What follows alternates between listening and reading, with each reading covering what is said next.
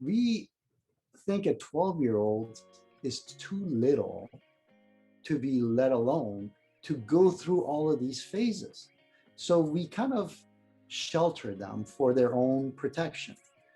The trouble is now you hit the teenage years, and in teenage years, they're establishing their sense of identity.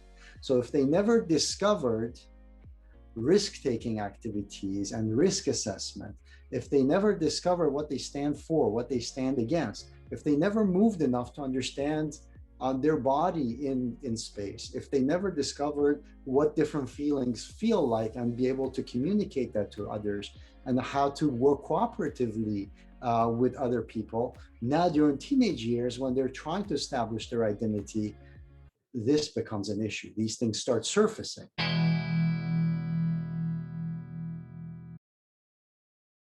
Of how we humans as species come to be who we are and eventually become the adults that we are. So one of the things that, first of all, you need to understand is that in order for us humans to be able to survive through the birthing process, in order for the moms to be able to survive through the birthing process, our heads are too big to go through the birth canal. So it needs to be compressed. It cannot be fully developed. So we as a species are one of the only species that actually is born and developed without really being viable. So what does that mean? So if you're watching like Nature Channel and you see the birthing of a calf or a deer or something, you will see that sometimes within minutes, these things start getting up and following the herd or being able to take care of themselves in some minimal ways. But we as humans take almost 2 years to reach that point. We're not viable entities before then. So everything about us needs to develop, and that's because our brain is not fully developed. So having that understanding becomes essential when you're talking about these phases of development. Because just like you turn on the computer and it checks all the systems, make sure it's operational, and starts communicating with different parts, and then starts kind of building its own database, our brain is kind of similar in that sense. So we go through these phases and our brain cannot develop all of those things simultaneously. So it switches from one side to the other and location wise. And then you need to also understand that our brain is one of the most specialized brains on this planet. So in fact, the reason our brain is so powerful is not because we have the biggest brain, because we don't. The reason for it is because we can utilize the most number of parts of our brain simultaneously in networking and connecting these different brain centers to do complex thought processes and complex actions. Now, if there is a problem where these things cannot connect properly, then the outcome from our brain ends up not being proper. And this is where the problems begin. But because we go through these different phases of development, many times you don't see the problem right away, or you see a problem and then it disappears and then it reappears years later in a completely different form and fashion. As a generalization, these are based on the age, because that's like, we basically have to get certain things done within a certain period of time while the brain is active in developing that part of your brain. And if that part doesn't fully get done, if it's too early or too late, then the development of that part of the brain ends up being a little bit off. So later on, when the brain is building layer on top of layer, these other layers don't have a solid foundation in them. So if you've heard of something like developmental delays, that is a perfect example of one of these things that can later on manifest as learning disabilities, for instance, or ADHD or autism spectrum disorders and things like that. So it's important for us to know that these things kind of build on top of each other. So the phases are as follows. We have 4 phases that, like, I'm going to recommend it as such. The first year to 3 years of age, that phase, I call that your survival phase for children. That's the part where they're becoming viable. They're learning that they have a place in this universe. They're learning that they're part of this universe. They have capabilities and that they can interact with the universe. This is the foundational piece. They don't quite know yet that they are separate from the rest of the world. They kind of feel intertwined and connected, and they don't know where their body ends and the rest of the world begins. You can kind of see that in some baby that is trying to walk or trying to reach for things. They don't quite know where their arm begins or ends and how to grasp and reach for stuff. But they do learn early on that, hey, you know what? If I've got a string attached to my hand and I do this, then this thing that's up on top makes this jingly noise. Or that if I smile, then this face that's in front of me smiles back. So they learn to start interacting with their environment. Now, they also are learning about their body and how to move it in gravity, because they were in utero before, and there was water and they didn't need much movement. Their entire system, their digestive system, respiratory system, immune system, their brain, all of these things are basically now becoming vital, they're becoming capable of operating. So that's the first 3 years. In this phase, it is essential for the child to feel that they are their survival is not at risk. Because when that happens, that they feel threatened, it becomes very life-changing chemically, physiologically, developmentally.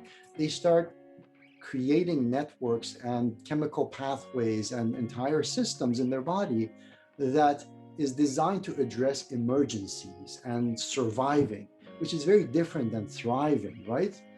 So this is very important for us to remember that in the first phase of development, to make sure that that child's thrive is maintained as optimally thriving as much as possible. So their health, their sleep, their movements, all the stuff that goes into developing that brain and making the different parts of it connect become very, very important. The second phase is the phase where the child discovers from 3 years to 6 years of age that, hey, I am separate from the world outside. So if you have heard of the terrible twos, for instance, which sometimes last a little bit longer than that, where the kids learn the word no, and they are exercising their free will. You tell them to do something and they're going to try something different. This is the phase where they're actually starting to understand that not only are they separate from the world, but also they're connected in the sense that when they do something, there's a consequence. So they're starting to understand that there are rules to this world, rules by which they have to live within. So you say, don't touch the stove, it's hot, or be careful climbing the stairs, or whatever we tell them basically in those ages. This is the part where they are looking for security in the sense that they want to understand, have a good understanding of what makes the world go around. They are curious in understanding these rules and the consequences. So again, there's a very important thing that parents need to do in this phase so that the kids make sure that they go through this and have the best and most clear understanding of what is going on inside of them and how it impacts the world and what the consequence between the two are. Like if I sleep late, I'm going to wake up tired. If I don't eat, I'm going to end up being hungry. If I throw a tantrum, I might get time out, whatever it happens to be. So those rules become important for them to understand. And when they see the repetition, and when they see that time and time again, if they do one thing, they get the same exact result every single time, they understand that there are definitely set boundaries in the universe. And that gives them a feeling of security and stability, all right?